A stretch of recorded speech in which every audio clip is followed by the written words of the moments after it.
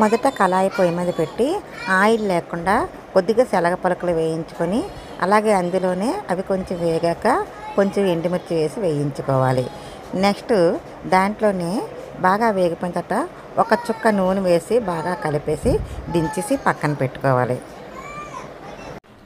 ఇలా వేయించిన వేరుశనగ మరియు ఎండుమిర్చి దాంట్లో మనం జీరా, వెల్లుల్లి, చింతపండు, కొన్ని కొబ్బరి ముక్కలు, కొంచెం వేపిన పప్పు ఈ మొత్తం అన్నీ కలిపి గ్రైండ్ చేసేసి చట్నీ చేసుకుందాము. అందులో మనం సిద్ధం చేసుకున్న పోపు వేసి కలుపుకుందాము. ఇది ఒక వెరైటీ చట్నీ. వెరైటీ ఏం కాదు, చేస్తూ ఉండేదే. చూద్దాం. అదే కళాయిలో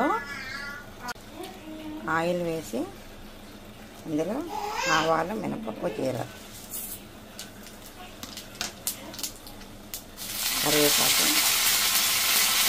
ఎండుమిర్చి, ఇంగువ ఇలా సిద్ధం చేసుకున్న పోపుని గ్రైండర్ చేసి సిద్ధంగా ఉంచుకున్న చట్నీలో కలిపేద్దాం. అంతే, చట్నీ రెడీ. ఆ వీడియోస్ మీకు నచ్చితే లైక్ చేయండి, షేర్ చేయండి, సబ్స్క్రైబ్ చేసుకోవడం మర్చిపోకండి. మరిన్ని వీడియోస్ మీకోసం నేను చేస్తూ ఉంటాను. Thank you very much.